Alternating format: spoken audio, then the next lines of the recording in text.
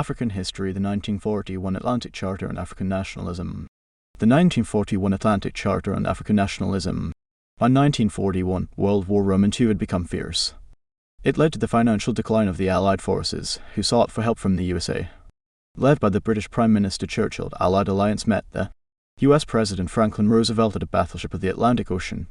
The result of their meeting was the US support to the Allied powers. Roosevelt and Churchill hence signed the Atlantic Charter in August 1941 with Russian leader Stalin as the observer. The charter did not only influence USA to intervene in World War I, but the document had a profound effect on colonial territories, especially in Africa. Reference questions. Explain the influence of the Atlantic Charter on African nationalism. B. Examine the impact of the 1941 Atlantic Charter on the growth of African nationalism. 1. The signing of the Atlantic Charter increased African political awareness. Africans under colonial domination came to realize that independence was a right but not a favor from the colonialist. The awareness of Africans was caused by the articles of the Charter which stated that at the end of World War I all nations should be given a right to choose their own government and politics freedoms to be restored to those who have been forcibly deprived of them.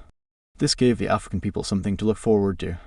They came to believe that at the end of the war, freedom from the imperial colonial rule would be given to Africa, and just like the rest of the world. 2. The Atlantic Charter confirmed the legitimacy of African aspiration for independence. It made the African struggle for independence to be internationally recognized. All along, the African agitation demand for their political rights had been considered as unconstitutional and rebellious by the colonial powers. Many Africans were therefore scared of joining the political struggle because they never wanted to be regarded rebels and to put their lives and professions to risk. Hence, the signing of the Atlantic Charter defined the desire for African independence. 3. The Atlantic Charter declared the restoration of the sovereign right in self-government to states, which had been deprived of them by force. This was a promise of independence to many colonial territories, but Africans in particular. The Atlantic Charter showed Africans that the entire world was not against them. They came to realize that nations like America were against what was being done unto them by colonial rulers. This therefore increased their sense of nationalism to fight for their independence after the Second World War. 4. The Atlantic Charter also demanded for the respect of the right of all peoples of the world to choose a form of government that they wanted to live under. Many educated Africans interpreted this article as an opportunity that would lead them to fully participate in the African History, the 1941 Atlantic Charter and African Nationalism, and the world at large that Great Britain wanted a world of peace, of sovereignty, of independence. This increased African hope for independence across British colonies. 6. It also influenced American commitment to supporting the decolonization process in Africa. America knew where the Africans were coming from, due to the fact that they were both colonized and ruled by Britain for many years. American government of Roosevelt felt Africa's pain and wanted to do something about it. After signing the charter, Roosevelt set out to encourage African leaders to actively lead anti-colonial struggles. In 1943, the US President met the Moroccan Sultan Mohammed and motivated him to engage in the anti-colonial crusade against the French. The result was witnessed when the Sultan immediately spearheaded the struggle for Moroccan independence. 7. The signing of the Atlantic Charter exposed the Whiteman's conspiracy. While addressing the House of Commoners, Winston claimed the Charter applied to European nations under Nazism, Germany influence, including France that had been occupied by Germany in the early years of World War I II. This caused colonial resentment among Africans. The African question was, if it was not right for Germans to govern Frenchmen, then how could it be right for Europeans to govern Africans? It is on such basis that Africans became strongly firm on agitating for self-rule from European colonialism.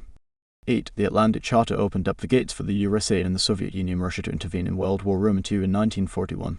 The decision of these two powers to join the Allied powers led by Britain and France was to help end the war and ensure the commitment of Britain and other colonial masters in implementing the Atlantic Charter. The end of the Second World War led to the rise of the USA and the USSR as new superpowers, replacing Britain and France that had colonial empires in Africa. Their anti-colonial attitude influenced the decolonization process in Africa. American and Russian governments became close allies of Africans in pressurizing for the implementation of the 1941 Charter, which fastened the decolonization process in Africa. 9. The Atlantic Charter led to the formation of the United Nations Organization UNO in 1945. The UNO became the new custodian keeper of world peace and rights of man. Africans petitioned their colonial masters to the UNO for their failure to grant them political rights. Therefore, the new world peacekeeping body became a platform for African struggle for independence. UNO established a decolonization committee and a trusteeship council that became instruments of encouraging the decolonization of Africa. 10. The Atlantic Charter influenced the adoption of the Universal Declaration of Human Rights in 1948. This new Charter for Human Rights adopted many of the articles of the Atlantic Charter on Independence and Political Freedoms. The other reaffirmed the right of the colonial people to self-determination and right of all people to have the freedom to African history, the 1941 Atlantic Charter and African Nationalism. African Conference in Manchester, the delegates passed a resolution demanding for the implementation of the Atlantic Charter and cautioned the reluctance of European powers to implement the 1941 Charter that had been publicized across the world. Pan-Africanists quoted the sovereign right to self-government of states under foreign domination as declared in the Atlantic Charter. It therefore influenced the activities of the Pan-Africanists in the struggle against foreign domination. 12.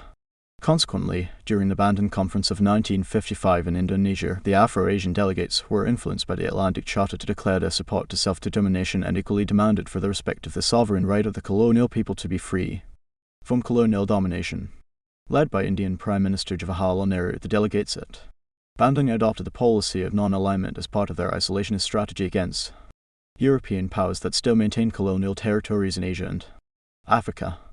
13. The Atlantic Charter influenced the activities of West African Students' Union WASU led by Nnamdi Azikiwe of Nigeria. WASU was an association of all African students pursuing further education in Great Britain.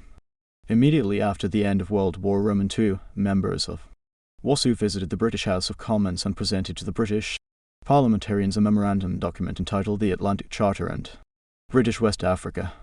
These WASU members wanted substantial political reforms, which would lead to independence in British West Africa as proclaimed in the Charter. These African students continued organising demonstrations, political debates and writing newspaper articles through which they condemned the British policy of refusing to implement the Atlantic Charter to which they were a signatory. 14. The failure of the European colonial masters to implement the resolutions of the Atlantic Charter influenced Africans to resort to military means of demanding for their independence. Africans in Kenya organized the Memau Uprising in 1952. In Algeria, political movements like the FLN were founded, which declared an armed struggle against the French colonial